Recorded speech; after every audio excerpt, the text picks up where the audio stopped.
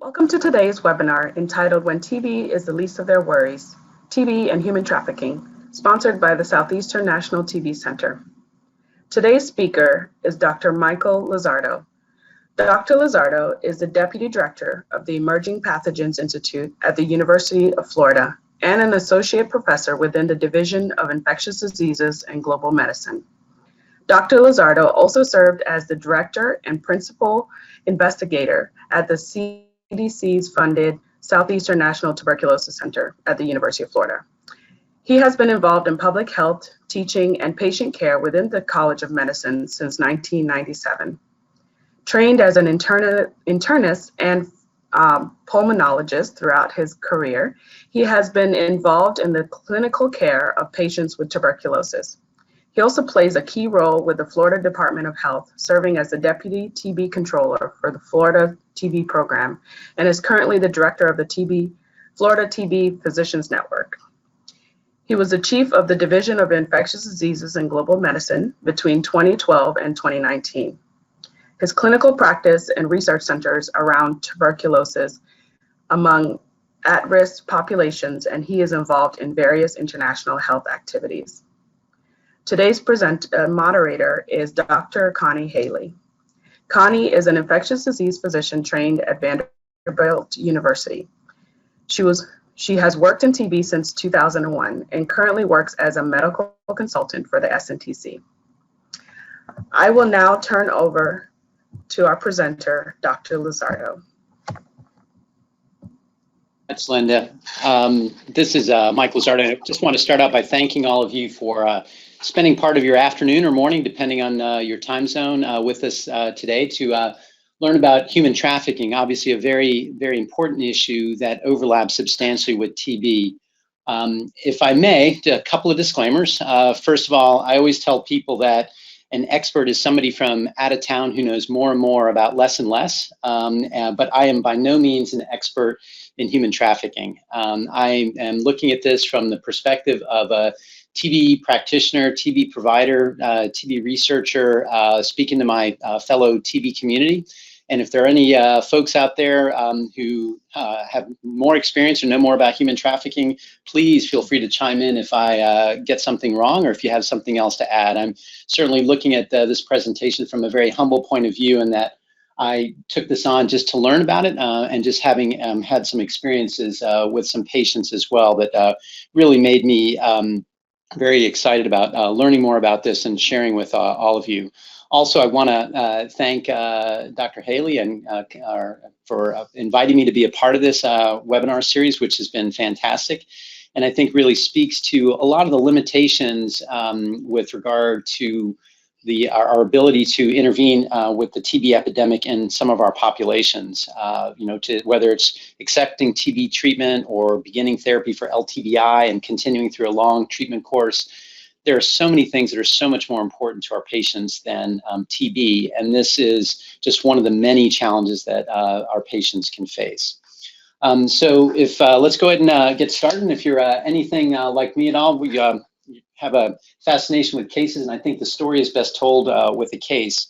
So this is a young woman about 35 years old who I took care of a few years ago, who came to see me in my TB clinic at the health department, who was brought in by the sheriff's office. When she came in, the story that I got through a translator was that she had had about a 50-pound weight loss, had been sick for about the last 3 to 4 months, and there was some cough and some other vague symptoms that were very difficult to discern. She had this chest x-ray that you see here that is not particularly diagnostic of TB, but there's obviously some abnormalities in the left upper lobe with some minimal fibronodular changes, and then some changes at the left hilum along the left heart border. So in light of the x-ray, in light of the symptoms that she had, we went ahead and ordered sputums, and because she was in a congregate setting, we had her isolated and then went ahead and started her on TB therapy for time. The idea is that we'd wait for cultures to come back and then go ahead and see what her x-ray did after a couple of months. So lo and behold, once we started her on therapy and she came back for follow-up during the empiric trial of treatment, her cultures and smears were still negative at the time that I saw her in follow-up. I got to learn more about her story.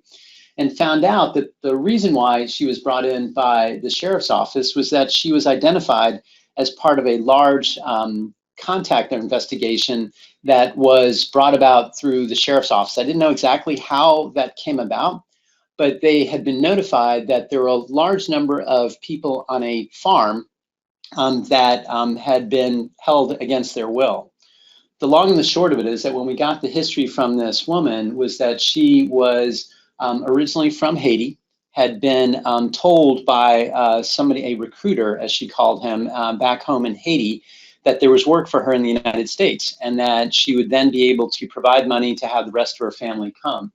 She subsequently came to Florida, where she was then moved around from various places, and all that time was being fed once a day, was not able to communicate with anyone outside the other 25 women that she was being held with.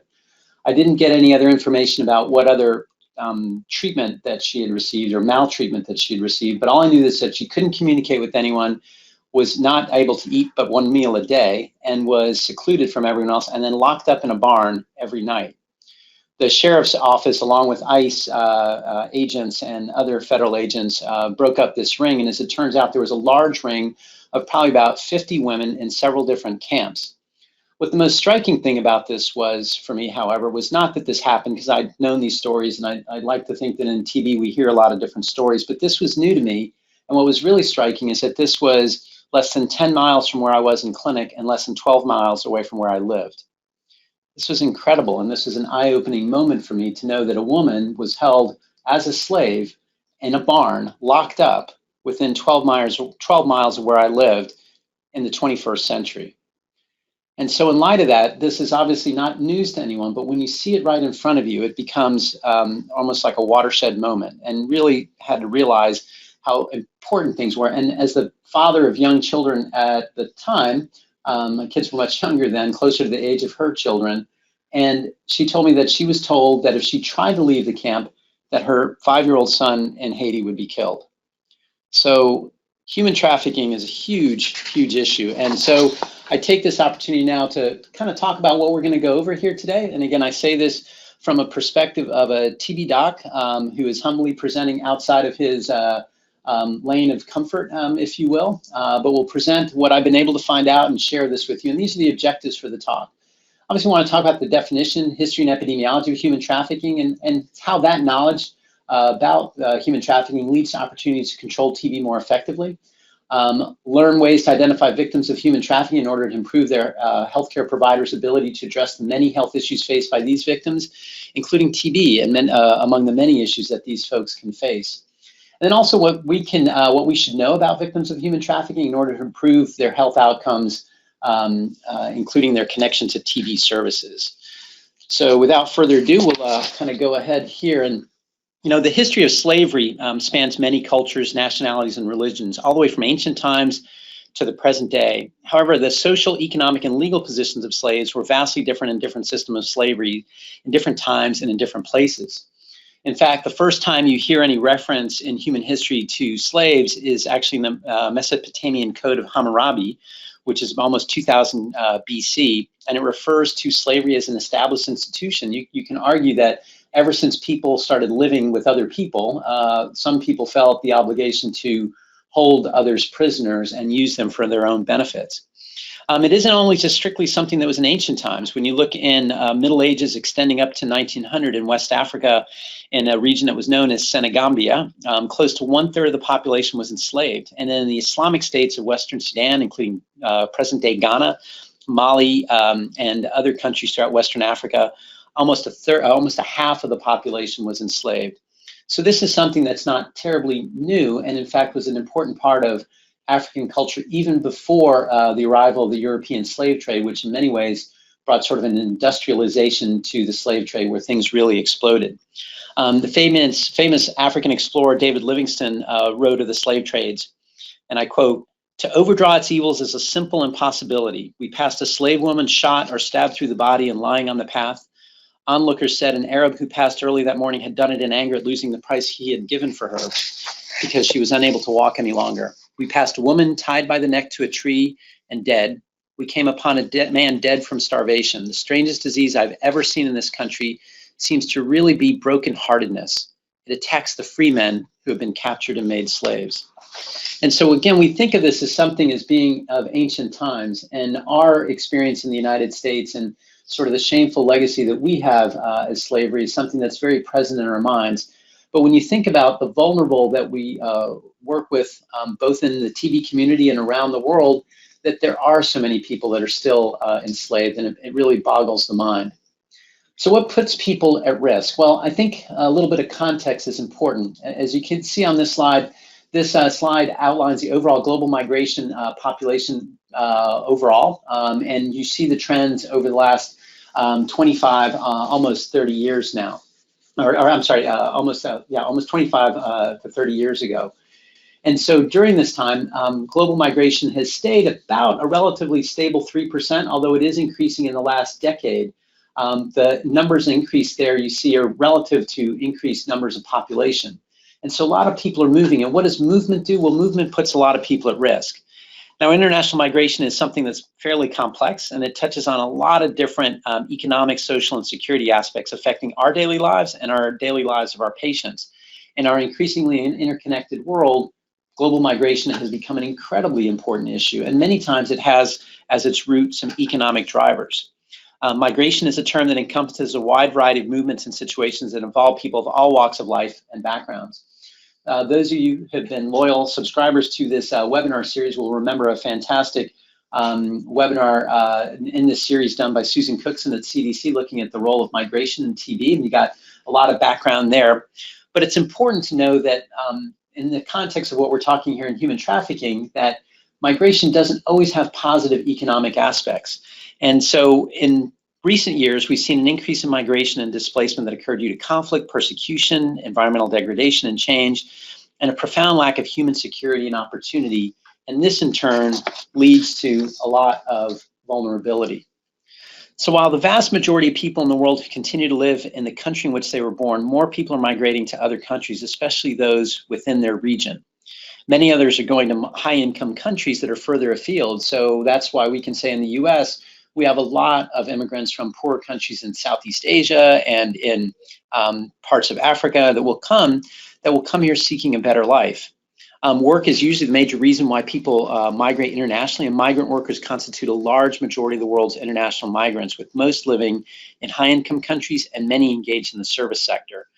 And think about our TB patients and our opportunities there. So many of them are also in that same situation. So there's an incredible amount of overlap between the two sets of population. However, even though I said global migration is at a relatively stable with sort of subtle increases, big increases in the total numbers, global displacement itself is at a record high, with the number of internally displaced people at over 40 million and the number of refugees more than 22 million. Really, those last two numbers are going to include people who migrate are going to be largely vulnerable people. And these are people who are then candidates or who can then become victims of global migration.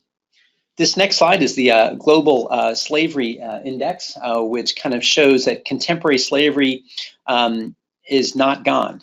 You can see the numbers here where you can see the bulk of people that are considered living under slavery according to the Walk Free Foundation are in the Asia Pacific region, but you can see all regions of the world are represented with large numbers of people that are enslaved. You can see at the bottom of the slide, you see certain countries that have the higher percent of their population who are living in an enslaved situation. So contemporary slavery, also known as modern slavery or neo-slavery, refers to institutional slavery that continues to exist in our present day society. And you're going to see various different numbers of the total number of people that are living under slavery. And part of the reason is because measuring this is very difficult. And for the TB people in the audience, doesn't that sound familiar? What's the exact number of people who had TB every year? There's some good estimates, and we probably have better estimates than the number in slavery, but because these populations are hidden, there's so much stigma associated with it, there's so much oppression, it's hard to get exact and specific numbers. And it just depends. The number can range anywhere from about 21 million as high as 70 million total.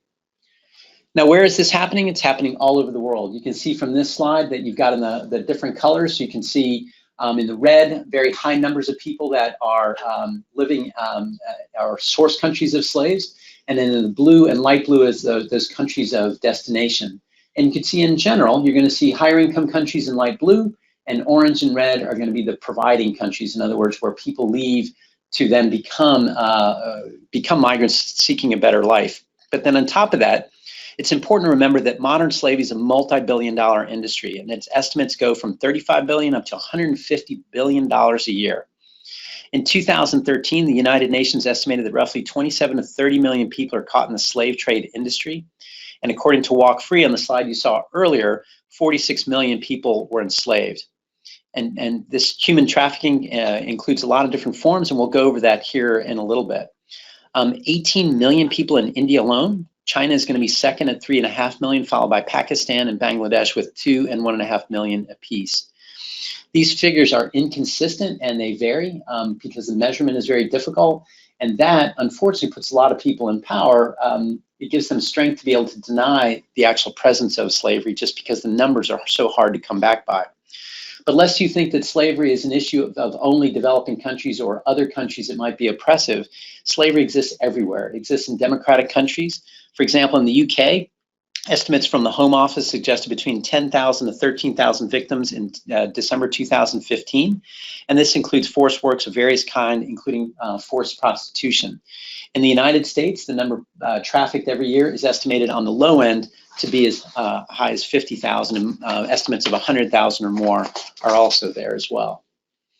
And since we're looking at maps, this is a map that's going to be familiar to all of our TB people, but you'll notice that a lot of the same vulnerabilities of our people who are at risk for not only migration, but also for human trafficking and where slavery occurs are also high TB incidence countries. So thinking about the marginalization and the stigma that's associated with TB, these populations are also going to be at high risk for TB as well. So many of the health issues, which we'll mention later in the talk, TB is certainly at the forefront just because the sheer incidence of TB disease and the sheer numbers of people who also have are also victims of slavery and human trafficking. So I've used the term a lot, so I'm going to go ahead and define it now, but looking at a definition, human trafficking is modern day slavery and involves the use of force, fraud, or coercion to obtain some type of labor or commercial sex act. Every year, millions of men, women, and children are trafficked in countries around the world, including the United States. And it's estimated that human trafficking generates billions upon billions of dollars of profit for the traffickers. And it's second only to drug trafficking as the most profitable form of transnational crime. I believe that's saying quite a bit. Other slides and statistics, again, one thing I do need to mention as well is that I've relied very heavily on the resources that we'll see at the end. And one of these was the International Labor Organization. Their slide on their website has these facts saying that slavery generates $150 billion a year for traffickers every year. And there are tens of million people in slavery today. And then again, there's a lot of estimates, and you can see the estimate for the ILO is 40 million in total. A quarter of the slaves in the world today are children. And it's just a phenomenal number when you think about just the overall impact of thinking of millions of children working as slaves. Seems to be, to many of us in our very comfortable homes or very comfortable environments, seems something from another time and just from another planet, quite frankly. And fear is such an important part of human trafficking. It's a hidden crime, and so it's very difficult for a lot of the victims to seek care. And therefore, it makes it very difficult for us to kind of screen and do the things that we need to for TB. I mean, really, this, the title of this webinar series is so apropos here, because why would you be worried about TB if you're a slave and you're going through all of this? There's so much more that is so much more important. As we approach them, we need to remember that. And the stigma and fear is similar to that found among our TB patients, but it's almost the same stigma, but on steroids, because the traumas and social isolation that are associated with human trafficking are, for most of us, unfathomable. So we'll take a break here. Just wanted to go ahead and put in a poll question here. And so we'll go ahead and just see if you can answer this question. So sex trafficking accounts for the majority of human trafficking around the world. So go ahead and tell me if you think this is true or false. All right, so the reality is, and this was somewhat eye-opening, because although sex trafficking is something that seems to get a lot of attention for a variety of reasons, it's actually not the majority of human trafficking. It certainly exists, but it's not the only type of human trafficking that occurs. Forced labor is another type, and it's probably the most significant. But it's also important to remember that we try to divide this, as I talk about the different types of human trafficking here in a moment, that there is a substantial amount of overlap between the various different forms of human trafficking. All of them involve exploitation of people. Victims can be found in legitimate and illegitimate labor industries, including sweatshops, massage parlors, agriculture, restaurants, hotels, domestic service. And speaking of massage parlors, was just recently in the news, particularly here in Florida, where a famous owner of a football team was just arrested and charged with soliciting prostitution in one of the rare cases where one of the utilizers of human trafficking was sort of called to task. But really it kind of brought out the underbelly, if you will, of the sort of massage parlor trade, if you will, and all these different salons that exist and get this sort of legitimate veneer in society today. So let's kind of walk through this. So again, we'll talk through the different types of trafficking that occur. Sex trafficking is one, but it represents an overall minority. Less than 20% of all trafficking is due to sex trafficking. It's a crime when men, women, and or children are forcibly involved in commercial sex acts. In the United States, any minor under the age of 18 engaged in commercial sex acts is automatically considered a victim of sex trafficking under the law. That's not the case everywhere around the world. Worldwide, it's estimated that there are 4.5 million victims of sex trafficking. And the way that the victims fall into this is that usually it's false promises. It's not only for sex trafficking, but any form of human trafficking. And it occurs both with adults and minors. Indigenous populations, many of whom are going to be at risk for TB, and those who live in abject poverty are typically economically and politically marginalized. Thus, most lack rights and access to basic services such as education, which then make them particularly vulnerable to sex trafficking. Many times people from these communities are also offered false employment and opportunities in major cities and outside their home country. Think of the young woman that I met in my practice and I presented at the beginning of the webinar. Women and young girls may be offered jobs as models, nannies, waitresses, or dancers, and some traffickers operate under the guise of agencies that offer cross-country dating services. However, upon arrival, these individuals are abused, threatened, and then sold into the sex industry. Often traffickers keep their victims under control by saying they'll be free. Debt is supposedly incurred from the victim's recruitment, transportation upkeep, or even their crude sale. Thus, sex trafficking may occur within debt bondage or bonded labor, which we'll talk about here in a moment. Victims of sex trafficking may eventually perform other functions. So in addition to being forced sex workers, they can also be used as domestic help, and then it can also be used to recruit or transport other victims. So again, it's a very tangled web of deceit and tangled web of abuse and exploitation that goes on. Forced labor accounts for the majority, and it's estimated there's about 21 million victims of forced labor, and it's a type of enslavement that captures labor and at times sexual exploitation as well. And in terms of forced labor, this is the part that's most like the historic American slavery that we think of. It's coerced, it's often very physically demanding, and it is without pay. And it's something that is used across the world to produce many products in our global supply chains. And this is, I'm not doing this to guilt all of you, and this is not, well, I'm trying to do this sort of self-righteous guilt, but think of the clothes that you're wearing on your back right now. Think of the dark chocolate that I absolutely love and go after, and think about the fish that you're gonna have tonight for dinner. All of those come from very complex, interconnected webs of supply chains. And many of them are, especially the clothing, chocolate, and fishing industries have been known for their use of forced labor to make inexpensive items for very complex supply chains. More about that a little bit later, but many state and rebel governments also practice forced labor. Most famously, more recently, ISIS had done that, but there's at least 2.2 million people worldwide in state-imposed forms of forced labor. A lot of them are in North Korea, but many of them are also in democratic governments, and that are in places where you wouldn't normally expect that. In certain instances, when public governments exploit individuals' bodies for their own gain, it's a form of enslavement. and it occurs in many places around the world, and child soldiers in particular will fall into this category of enslavement, which has been something that's plagued Africa over the last few decades. Forced marriage is another one. In 2003, the International Center for Research on Women estimated that over 51 million girls under the age of 18 were forcibly married. Now, also forced and early marriage are most common in impoverished states in Africa and South Asia, as well as the former Soviet republics. And it's important to remember that when you talk of forced marriage, that means that at least one of the partners is not consenting to the marriage. And frequently that's going to be children under the age of 18. It's sometimes called servile marriage, and its forced marriage occurs when a wife is forcibly transferred to another in exchange for some type of payment, or when a widow is given no choice and inherited by one of her husband's male relatives. The key piece to forced marriage is that at least one does not give his or her consent.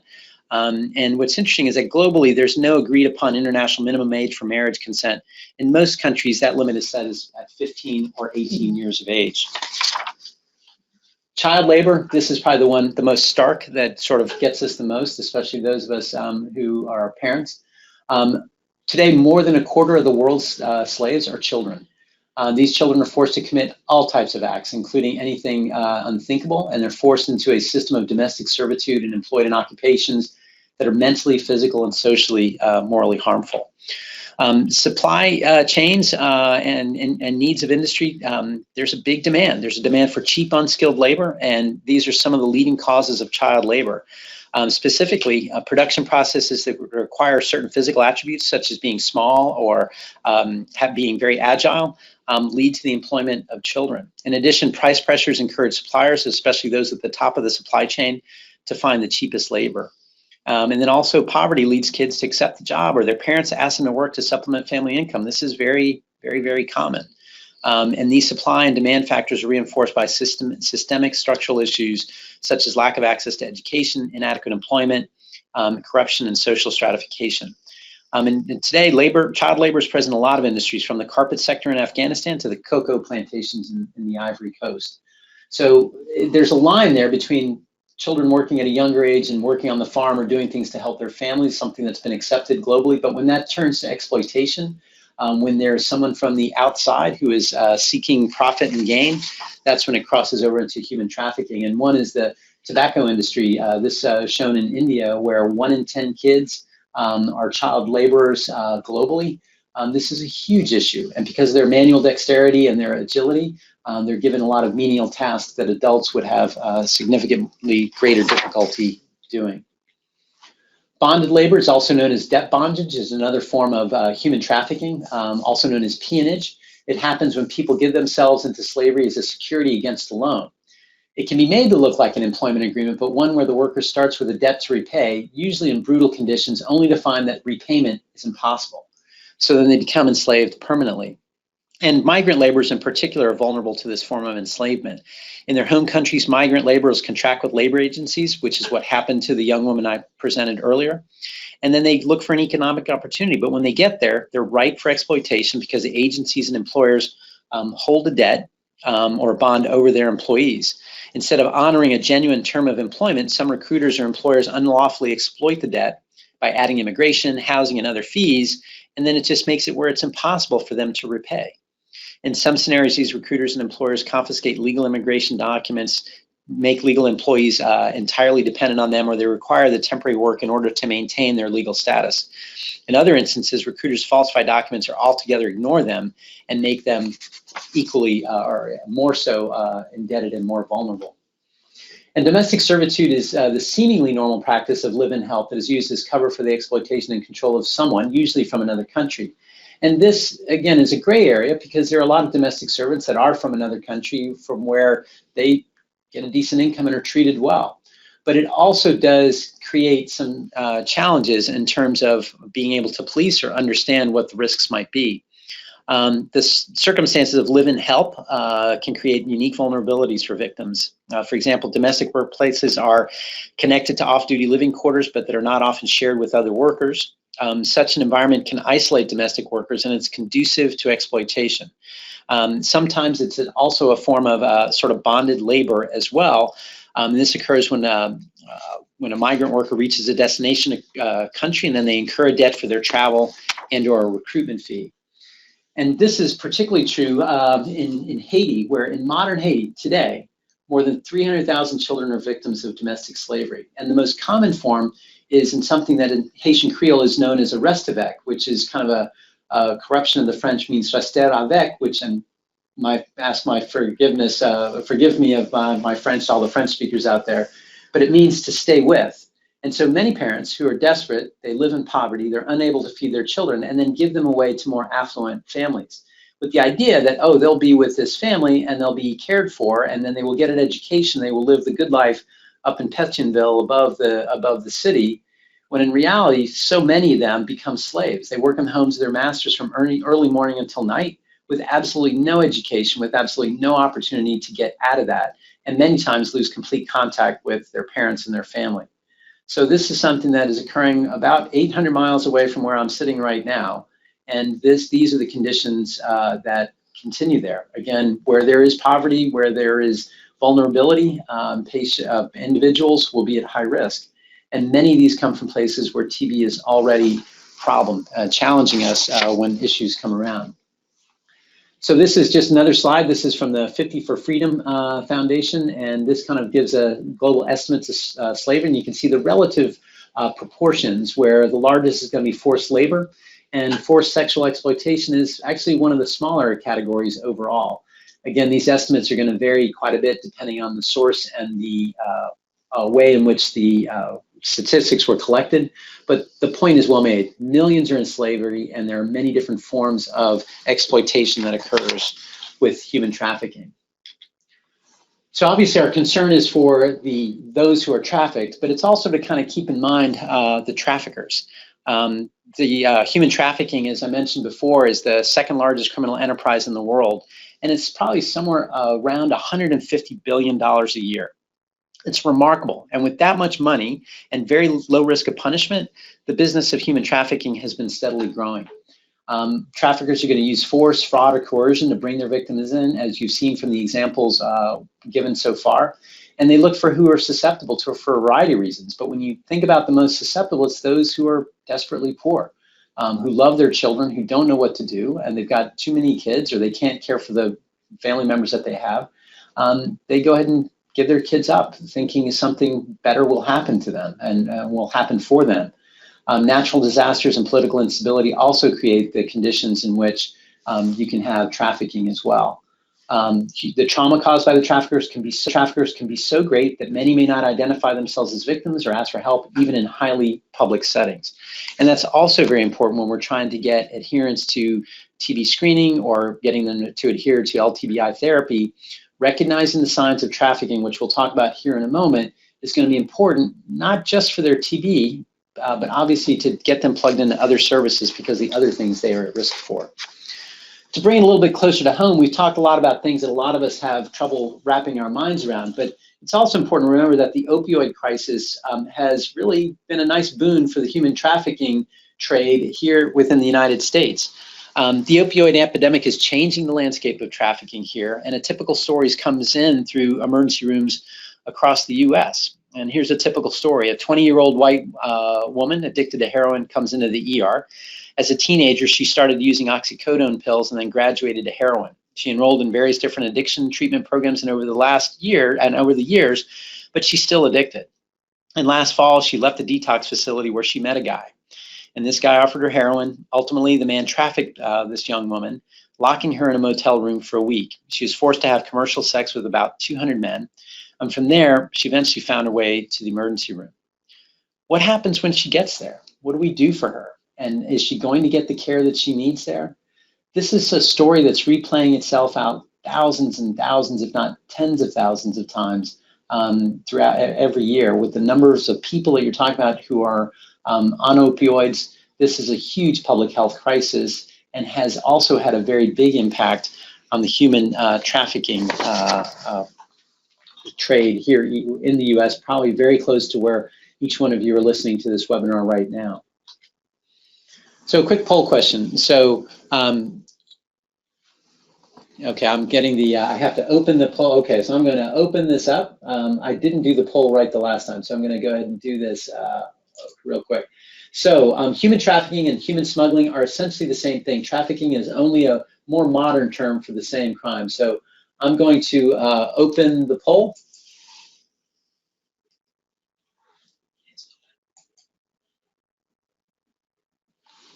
And we'll see what all of you answer. Give you a couple of seconds here.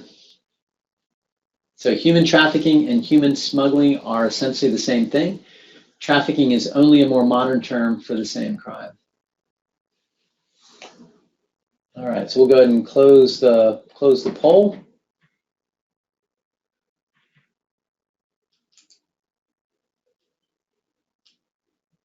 We'll go ahead and go on to the next one. So good job, everyone. So trafficking versus smuggling. So human trafficking is not the same as smuggling. Trafficking is based on exploitation and does not require movement across borders. Smuggling is based on movement and involves moving a person across a country's borders with that person's consent in violation of immigration laws. Although human smuggling is very different from human trafficking, human smuggling can quickly turn into human trafficking if the smuggler uses force, fraud, or coercion to hold people against their will for the purposes of labor or sexual exploitation. I think many of us who practice TB in the US have probably had stories where human smuggling did become human trafficking in terms of many folks that are coming up from Mexico and Central America through the southern border. Also, it's just important to remember that under federal law, every minor induced to engage in commercial sex is a victim of human trafficking, regardless of all the other definitions, and that's according to US federal law. So common signs. So now we're moving into kind of how do we identify them with the idea that we're going to identify the victims and be able to have an impact in their health care and just their overall care as fellow human beings, and then how that can tie into TB. And again, recognizing the key signs are going to be very important, and it's can lead to saving their life, and this is a huge thing. So think about our training in TB really gives us a really good background here in terms of identifying people who will be at risk, but think about this list. Does the person appear disconnected from family, friends, community? In other words, withdrawn in many ways? Has a child suddenly stopped attending school? Has the person had a sudden or dramatic change in behavior? Is a juvenile engaged in commercial sex acts? I mean, that's almost certainly going to be, that will be by definition human trafficking, and reporting that is going to be obviously very critical. Is the person disoriented or confused or showing signs of mental or physical abuse? Does the person have bruises in various stages of healing, which obviously goes into issues related to domestic violence and other concerns that need to be looked at? Are they fearful, timid, submissive? And does the person show signs of having been denied food, water, sleep, or medical care? These are really seemingly very obvious, but when you think through those signs, many times we're in a Russian clinic, and there's a lot of things that we kind of think of that have other explanations. But keeping trafficking in the back of our minds, particularly those who'd be the most vulnerable, is really important.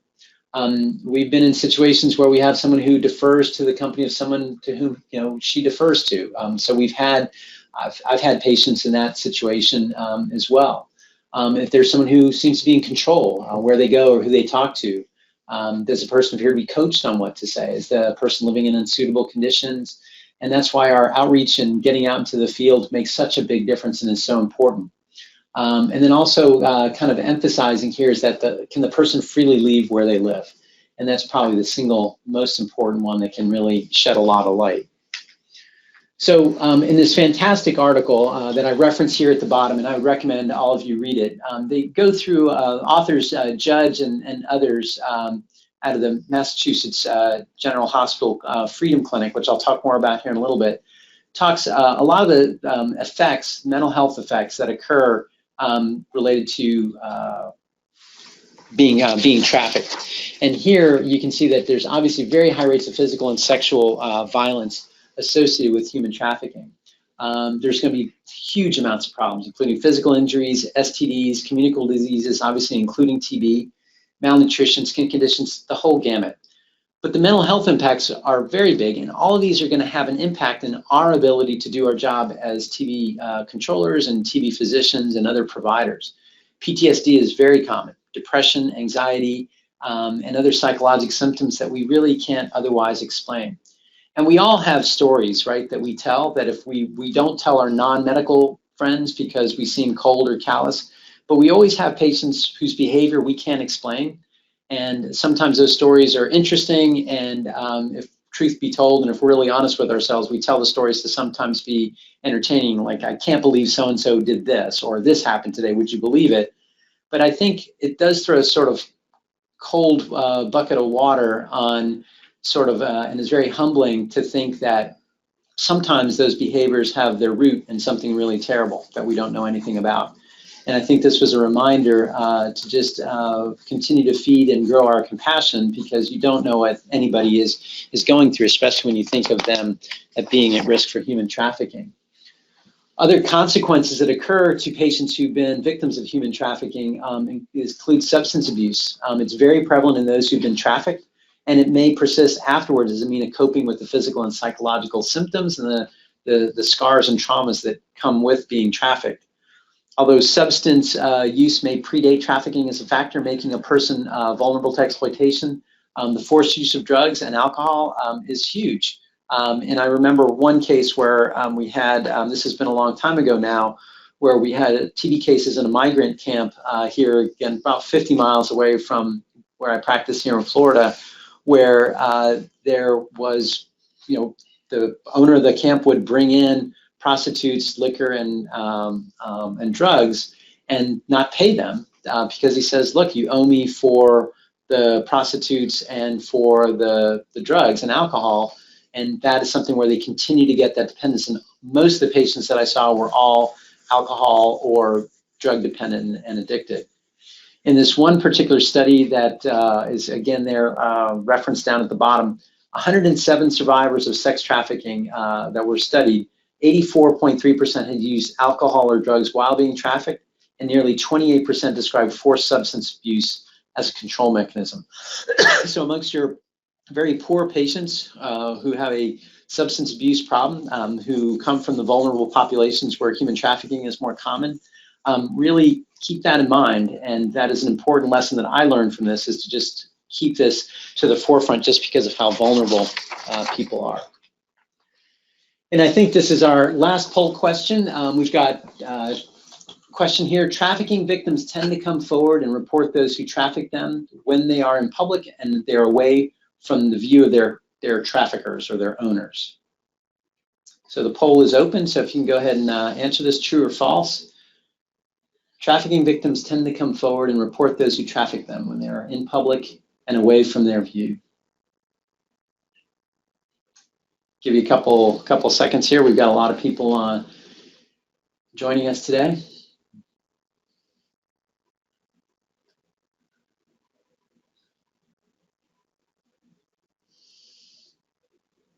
All right, so we'll go ahead and close the poll. All right, so fantastic. So let's go. The reality is that trafficking victims don't come forward. Stigma is such a big issue that it makes it so difficult for them to come forward. And when you think of the scope of the trauma, it is remarkable how difficult it is for them to be able to come forward and report. There are so many scars and so many challenges, it makes it difficult. Think about our TB patients, many of whom have not been trafficked, most of whom have not been. To get them to identify contacts is very difficult. So then to think the consequences if they try to report these is just hard for us to fathom and be able to think through. All right, so now that I've got you totally depressed, now it's time to bring you back up a little bit. So this is not all done in vain, and this is time for some of the good news, in that there are victories on a large scale, and then I'll talk to you about smaller scale victories as well. I also want to encourage everyone to think, to realize that even though the numbers I pointed are people, the number of slaves relative to the population of the world population is actually decreasing, and that efforts both at a policy level and at a corporate level are having a huge impact. And now also at a personal level is also having some change as well. So I just want to talk about a couple of victories here. So Walmart, which because they're big and a lot of people like to pick on them, I thought I would not take their side, but also point out what they have done in terms of human trafficking. And they have been, in many ways, I think, in all the research that I could cover, sort of industry leaders in trying to address issues of human trafficking. For example, Walmart works with the Consumer Goods Forum to roll out priority principles on forced labor. They're also making responsible recruitment for their supply chain providers, the norm in the global supply chain throughout the world. And they're actually trying to do this within a decade so that there's responsible recruitment across all supply chains. Also working through the Seafood Task Force, their company is joining with retailers, suppliers, and the entire supply chain, as well as non-governmental organizations working against slavery, to tackle illegal, unreported, and unregulated fishing in the farmed shrimp supply chain in Thailand, which is photographed here. There's been a dramatic change in some of the practices in South China Sea and in the waters of Southeast Asia, where slavery and slave ships have been the norm for the last decade. And much of that is changing. And corporate leaders like Walmart, who've been the most vulnerable and the most criticized leading up until these times, have made substantial changes to make some address some issues. Likewise, New Zealand, which had recognized very little trafficking within its own borders. Now, there's some debate about how aware they were, but they've made some huge changes related to the New Zealand fisheries. In 2011, there was the first report. The New Zealand Asia Institute released a report regarding labor and human rights abuses aboard foreign fishing vessels in New Zealand. So, for example, the problem isn't on New Zealand, but they opened up their their waters for fishing to international boats. New Zealand has done, from what I understood, or from what I understand, they've done a remarkable job in managing their fisheries. So they've got very productive fisheries and had opened up to allow other boats under other flags to come through and fish there. But the practices were not regulated at all. But as a result of this report, the New Zealand government then instigated a ministerial inquiry into the use and operation of foreign charter vessels. And after that, they made efforts to strengthen the employment conditions and actually change the regulations about who can fish where and actually hold them to a different standard. In addition, Delta Airlines just 2 months ago released their Get On Board campaign. And their idea is to train employees how to spot human trafficking. And you might say, well, what does Delta Airlines have to do with any of these guys on this ship? Well, the reality is that these are the guys on the ship, but 70% of people that are victims of human trafficking enter in by plane. And so the numbers of people that can be identified on flights is a huge issue. So there's this big effort that Delta and other airlines and other partners are getting involved with both government and non-governmental organizations to really begin to identify and highlight the risks, the signs of human trafficking, to try to make it as difficult as possible for human traffickers to do their job and to push them out of that industry and to push things away. So I think that has been very encouraging to see how both corporate entities in the US and in other countries as well, getting together with government and non-governmental organizations to be able to push this agenda forward to really get an end to human trafficking. So that's all fine and good, but if I'm not mistaken, the CEO of Delta Airlines is probably not on this call, watching this webinar, and other CEOs are not, and policymakers are probably not on this call. So what can we do as, for the most part, public health providers and physicians working with TB populations, many of whom are marginalized?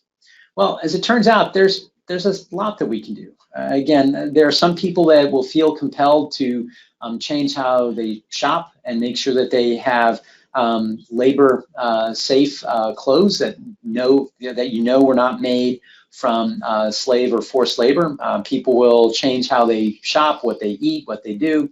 For a lot of people, that's a big change. And when you look at kind of how pervasive human slavery is in the supply chain in 21st century globally interconnected world, that's a hard jump for a lot of people. But through our practices, I think we so often forget how powerful we are and what we can actually get done. And so I think the lack of evidence regarding the physical and psychological effects of human trafficking. Again, there are some papers out there, but I really struggled to get a lot of other papers out there. And lack of data on how to care for them is going to be a big challenge. But too often we miss it and fail to recognize it. And then to make things worse, we really can't offer them anything once we identify them. So obviously we need to have more research to look at this and to not just have good feelings and goodwill, all of which were important, but to have evidence-based policies, evidence-based interventions, evidence-based practices for physicians and other providers in the public health system that will run into many of these patients is going to be critical.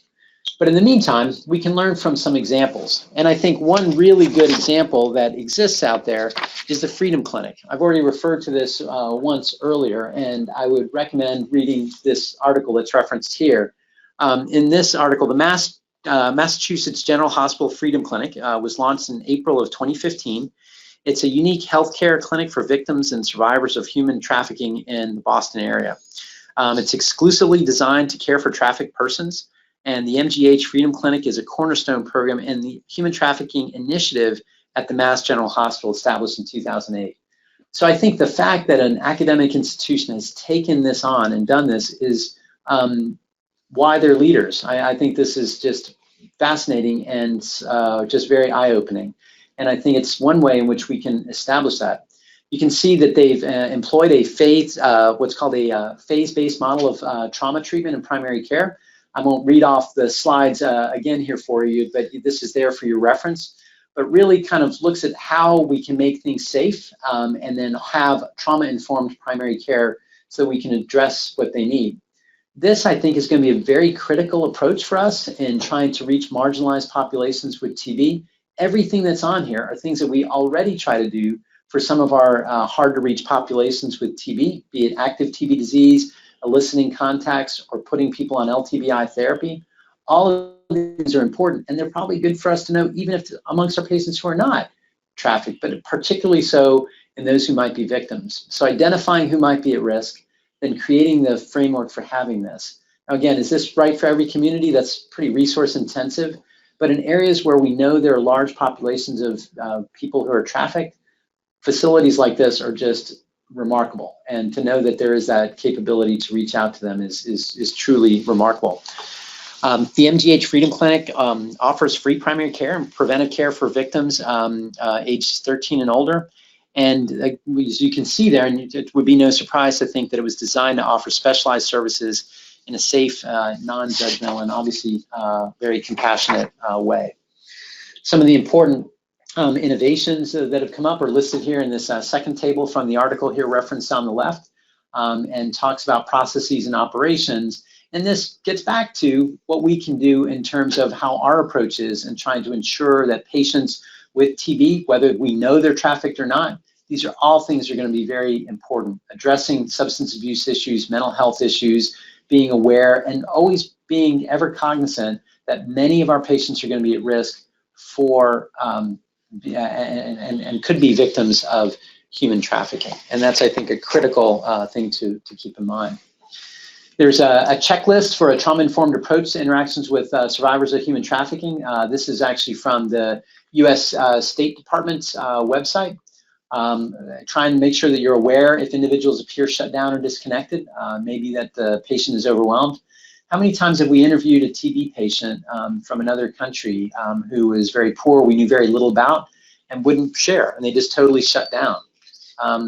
I'm thinking and replaying a lot of the tapes in my head about people who I thought could have been now that were trafficked and I didn't think about checking. Also, check in to make sure the survivor is hearing and understanding your statements or questions, and give a lot of breaks, because otherwise it could seem like an interrogation. And with PTSD and other mental stresses that could come from this, it could be very challenging and not productive. And also know that changes in memory are not necessarily that they're lying or telling stories, but may be indicative of a trauma response. And that's also very humbling to keep us compassionate and remember that there's more to the story than we know very frequently. And also try to make sure that we do it at a time that's most safe and comfortable. And I do think, not to beat ourselves up as the TB community, I think this is something that we in general do very, very well.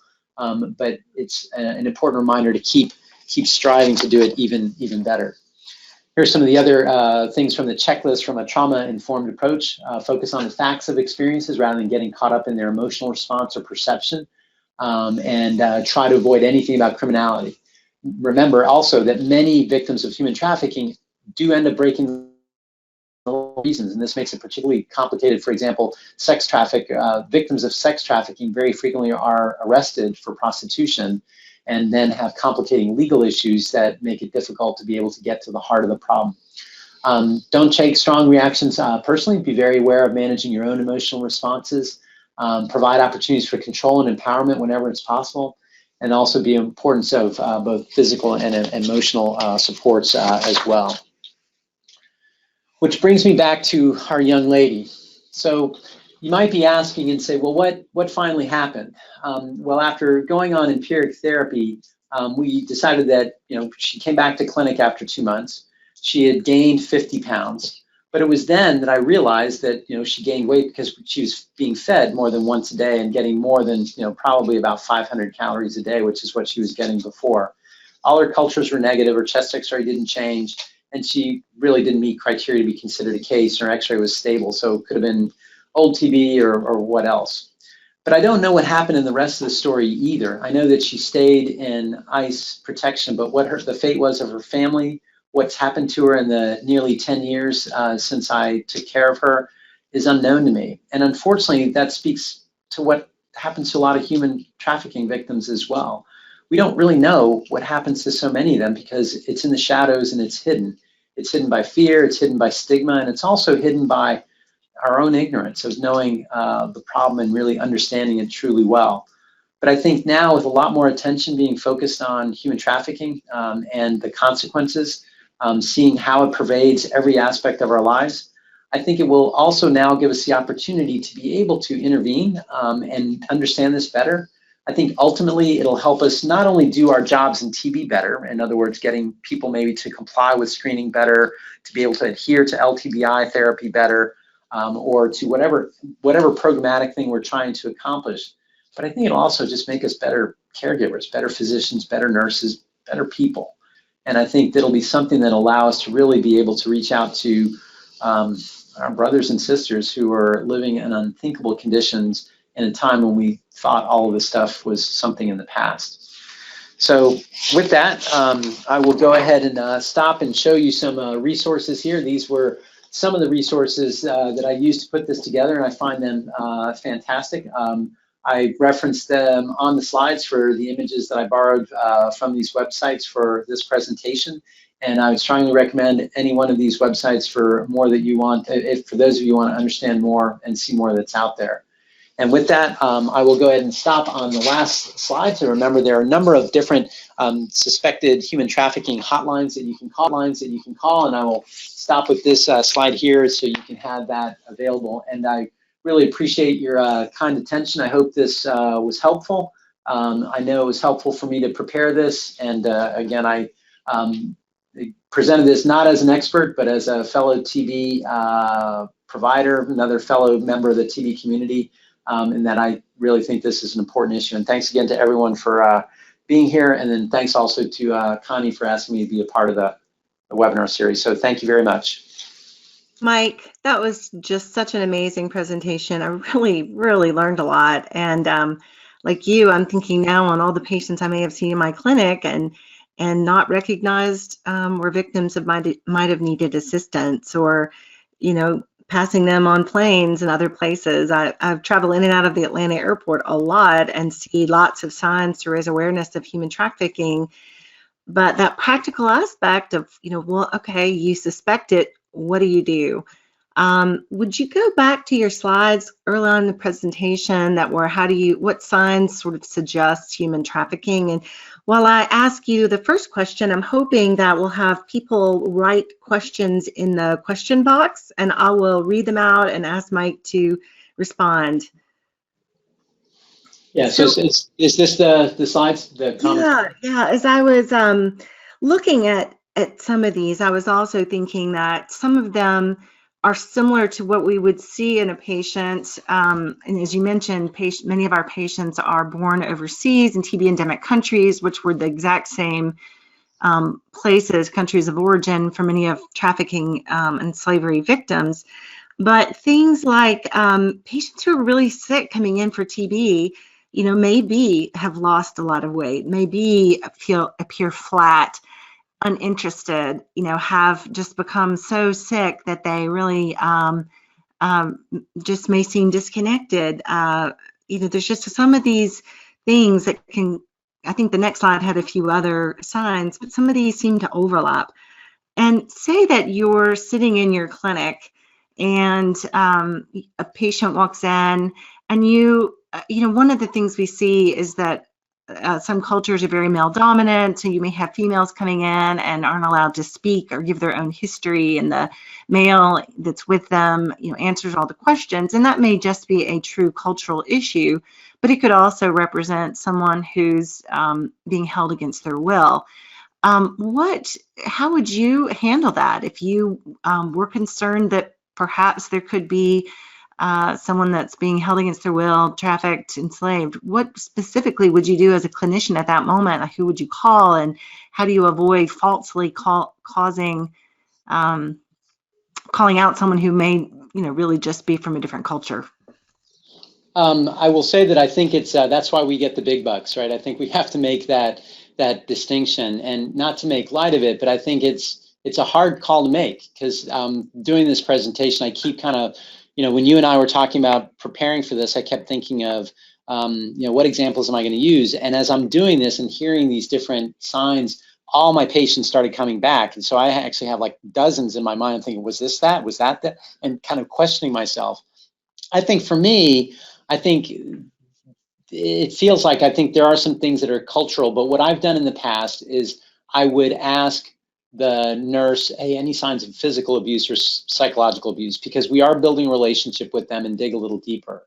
I think if I am concerned, the nurses, I think, are my secret weapon as a physician. So speaking from a physician's perspective, when I go to clinic, when there's a problem or establishing with a patient or seeing someone who's particularly complicated, the nurses will be the ones who are going to dig in and say, hey, I think something, or something doesn't fit. But I'll raise the issue with them. And I've done that with a few. I will say now I will do that. I was doing it in the context of domestic violence and or substance abuse. But now I'm doing it in the context of domestic violence, substance abuse, and human trafficking. Is there any evidence or signs of that? And so I think if I thought that were the case, I would just ask more questions. And then if I'm still not satisfied, I would call an expert, and I would call one of the hotlines and say, this is what I'm seeing. I don't know what to do. What would you suggest? And so I think there is a step before reporting someone, unless it's real blatant and obvious. But most of the time, it's going to be very subtle. And I think most of us in TB have been doing a lot with different cultures, and not to kind of pat ourselves in the back, but I think most of us are pretty culturally aware and know that there are going to be some differences, and know that it's not necessarily a sign of anything bad, just different from what our dominant culture is. But I think there are going to be some things that now, I think looking at this list in particular will give me a sort of a red flag. But I think that networking with others, I think what this does for me as well is it opens up the door for me to seek more training and seek more expertise. And I think what the Freedom Clinic is doing in particular was kind of fascinating. I didn't, but I'd like to get in touch with them and kind of talk with them and see what they would offer and how they would answer that question.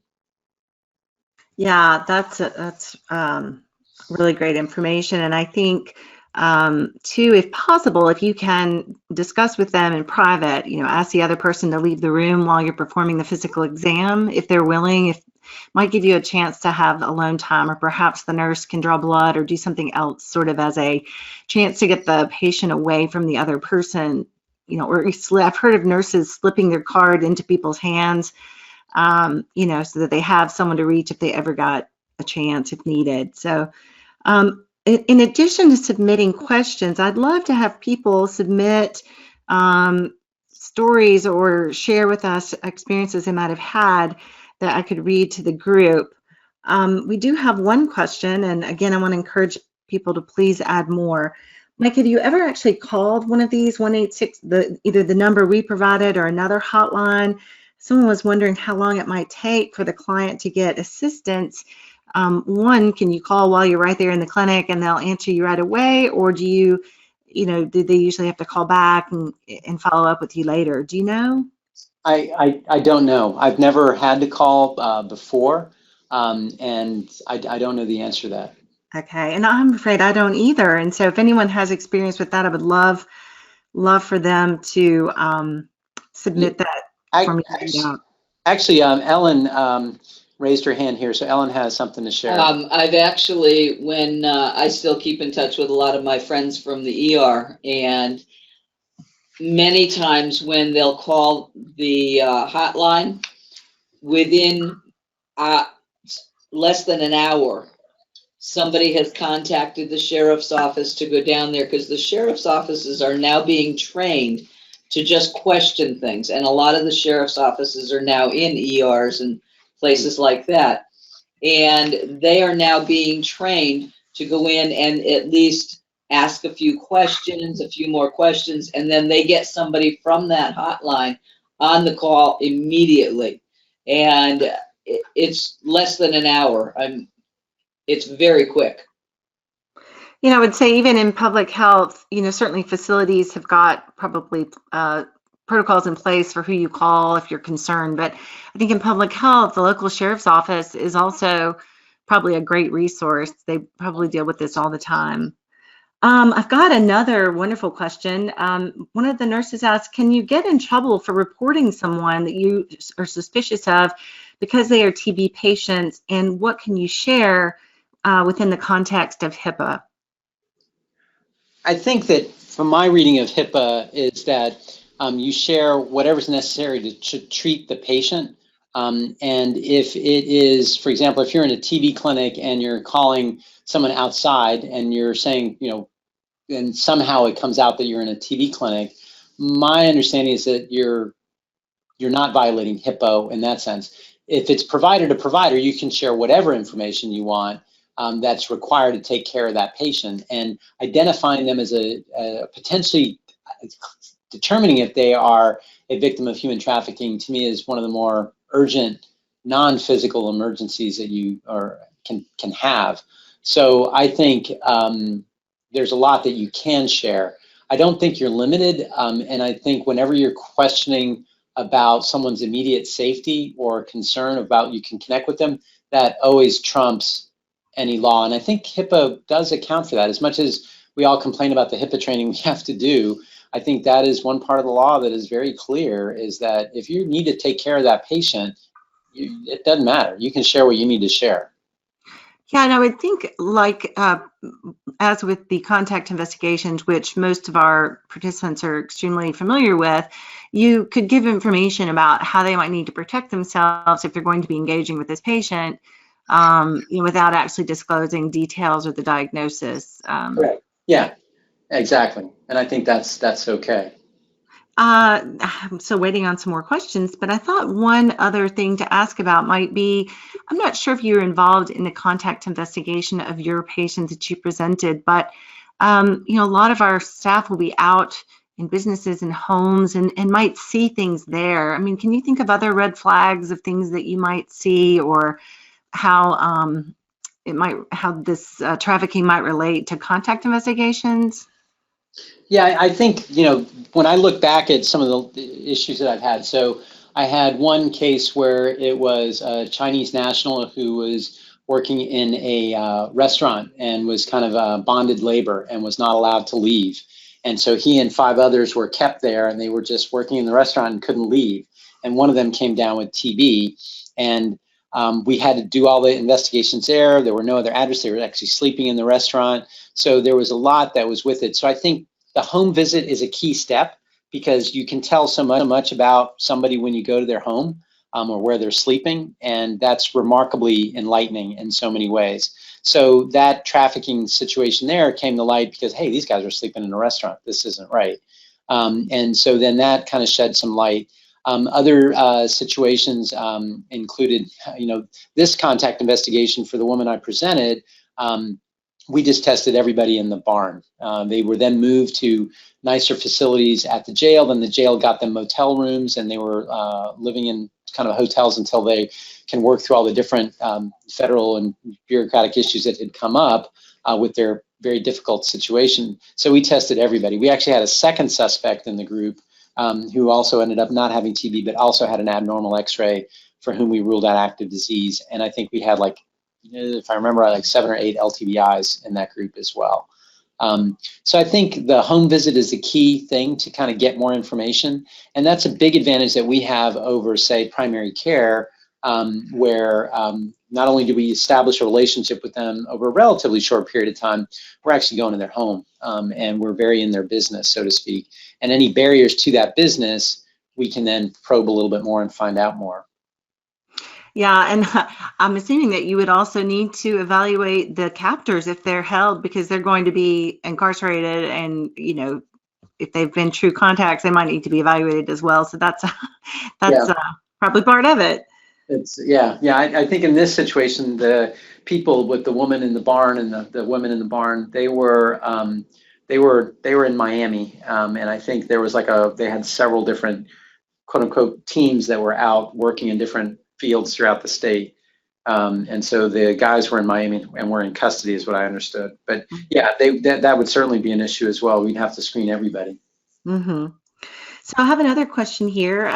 It's what is DCF's position, and if DCF is notified instead, what sort of response could you expect?